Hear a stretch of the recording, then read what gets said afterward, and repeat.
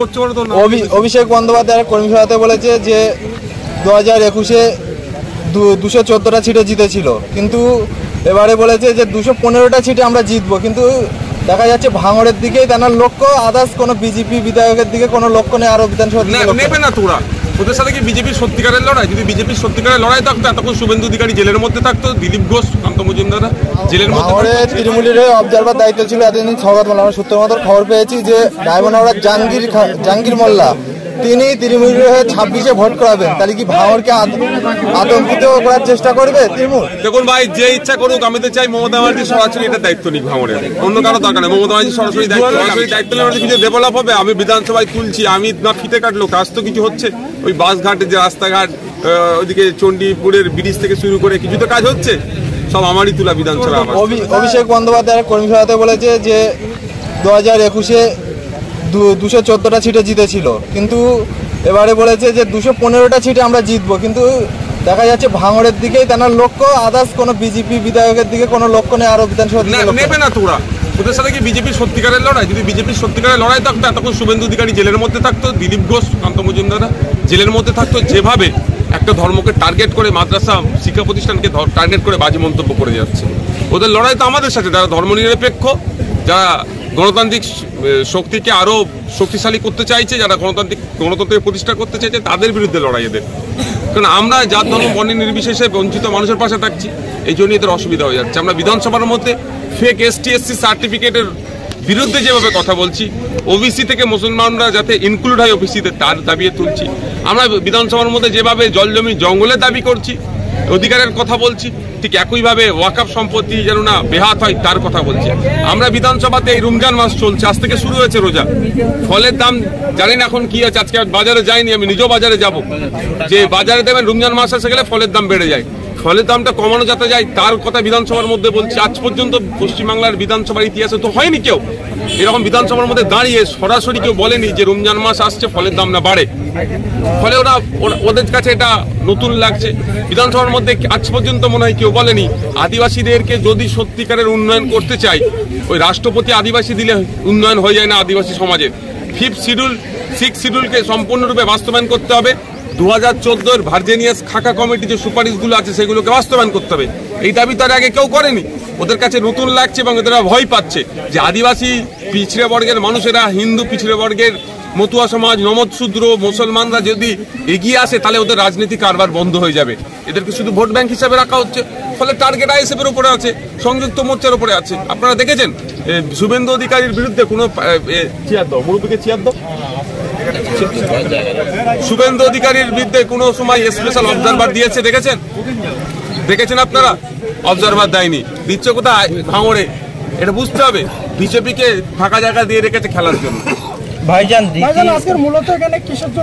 আজকে ভাই জনসংযোগ আছে, মানুষের অভাব অভিযোগগুলো শুনবো, তাদের কথাবার্তা শুনবো। যদি সে তৃণমূলের বন্ধুরা এসে বলতে পারে যে এইগুলো হওয়া দরকার, ওইগুলো হওয়া দরকার, ওইগুলো দরকার, বা তার যদি ব্যক্তিগত কোনো সমস্যা থাকে, অনেক তৃণমূলের বন্ধুরা স্টেজে উঠে আমার বিরুদ্ধে অনেক বলে, কিন্তু অনেক সার্টিফিকেটের প্রয়োজন হয়। গোপনে আমার সাথে যোগাযোগ করেছে, আমি তাদের পরিচয় গোপনেই রেখে তাদের সার্টিফিকেট প্রোভাইড করছি, কারণ এটা আমার দায়িত্ব। একজন বিধায়ক হিসাবে আমার দায়িত্ব হচ্ছে প্রত্যেকটা নাগরিককে আমার নির্বাচনী ক্ষেত্রে তাদেরকে পরিষেবা দেওয়া। আমার এখতিয়ারের মধ্যে যেটা হচ্ছে, আমি কাউকে চাকরি দিয়ে দিতে পারবো না অর্থের বিনিময়ে, সেটা আমার অবৈধ। মমতা বন্দ্যোপাধ্যায় মুখ্যমন্ত্রী, আর তিনি বারংবার ঘন্টা দিয়ে ইফতার খেতে দেখা যায়, কিন্তু ইফতারের জন্য বা ফলের দাম কমানোর কোনো বারংবার দেখি না যে বক্তব্য। এবার তো বলেছে দুটো কি আপনার কি বলে, রেশন কার্ডে যারা আছে, তার কার্ড হোল্ডার যারা আছে তাদের জন্য ছাড় দেবে বলেছে, বিশাল সংখ্যালঘু মুসলমানদেরকে উদ্ধার করে দেবে। চিনি, ছোলা আর ময়দার দাম কমিয়ে দিয়েছে, বিশাল মুসলমানদের উদ্ধার করে দেবে।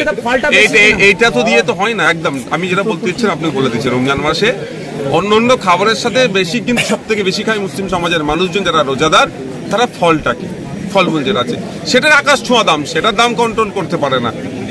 কিন্তু ওই 32 টাকায় চিনি, 60-62 টাকায় আপনার ছোলা, আর 30-32 টাকায় ময়দার আপনাদেরকে অফার করছে। এটা নিয়ে আপনারা মেখে হাইরান হয়ে যাবেন।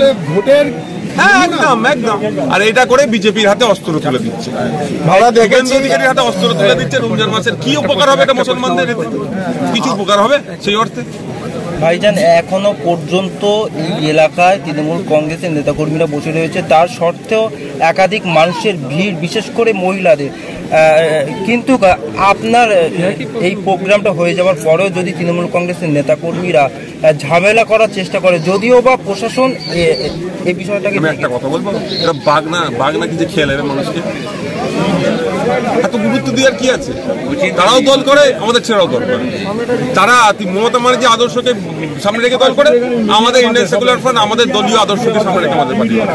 এইটাই তো ভাঙড়ে তৃণমূলের অবজারভার দায়িত্ব ছিল এতদিন সৌগত মোল্লা। আমরা সূত্র মতো খবর পেয়েছি যে ডায়মন্ড জাহাঙ্গীর মোল্লা তিনি তৃণমূলের হয়ে 26-এ ভোট করাবেন। তাহলে কি ভাঙড়কে আতঙ্কিত করার চেষ্টা করবে তৃণমূল? দেখুন ভাই, যে ইচ্ছা করুক, আমি তো চাই মমতা ব্যানার্জি সরাসরি এটা দায়িত্ব নিক ভাঙড়ের, অন্য কারো দরকার নেই। মমতা ব্যানার্জি সরাসরি দায়িত্ব নিক, আমি চাই। সরাসরি দায়িত্ব নিলে কিছু ডেভেলপ হবে। আমি বিধানসভায় তুলছি, আমি না ফিতে কাটলো, কাজ তো কিছু হচ্ছে। ওই বাসঘাটের যে রাস্তাঘাট, ওইদিকে চণ্ডীপুরের ব্রিজ থেকে শুরু করে কিছু তো কাজ হচ্ছে, সব আমারই তুলা বিধানসভা আবাস তোলা। না, পঞ্চায়েত ভোটে যেভাবে একাধিক লাশ পড়েছে, সময় কথা বলবে। আমরা কোনোদিন রাজনীতি করি না, করবো না, রক্ত রাজনীতি আমরা করতে চাই না। 2026 অতি নিকটে, আর কিছুদিন বাকি আছে। তো দেখছি ভাঙড়ের বিভিন্ন অঞ্চলে বা বুথে বুথে গিয়ে জনসংযোগ স্থাপন করছেন, এটা কি 2026-এর প্রস্তুতি? 2021 থেকে শুরু করেছি, আমি জেতার পর থেকে শুরু করেছি। আমি বিভিন্ন সময় বিভিন্ন অঞ্চলে যাই। এবার আমার ইচ্ছা ছিল মাসে মাসে একবার করে আসার। দুর্ভাগ্যের বিষয়, আপনারাই আমাকে ভোট দিয়ে যে জায়গায় পাঠিয়েছেন, অর্থাৎ ভাঙড়ের মানুষ সারা রাজ্যের ছুটে যেতে হচ্ছে। চোপড়াতে যেতে হচ্ছে, পুরুলিয়ায় যেতে হচ্ছে, মালদা, মুর্শিদাবাদ, সারা জায়গায় ছুটে যেতে হচ্ছে যেখানে অন্যায় হচ্ছে। ফলে ভাঙড়ের মানুষকে তুলনামূলক সময় কম দিতে পেরেছে। রমজান কিন্তু একটা কথা তো, যেখানে যাচ্ছে ভাঙড়ের বিধায়ক তো বলছে, চোপড়াতে গেলেও ভাঙড়ের বিধায়ক, মালদাতে গেলেও ভাঙড়ের বিধায়ক, মুর্শিদাবাদে গেলেও মালগড়ের বিধায়ক, ভাঙড়ের বিধায়ক, পুরুলিয়াতে গেলেও ভাঙড়ের বিধায়ক। সেই ভাঙড়ের বিধায়ক এসেছে তাদের পাশে দাঁড়াতে, এটা ভাঙড়বাসীর একটা বড় অ্যাচিভমেন্ট। সূত্র মারফত খবর পাওয়া যাচ্ছে যে আরাবুল ইসলাম সাহেব আইএসএফ এ জয়েন করবেন, কি বলছেন? আমরা নেবো না, একদম নেবো না, বলে দিলাম।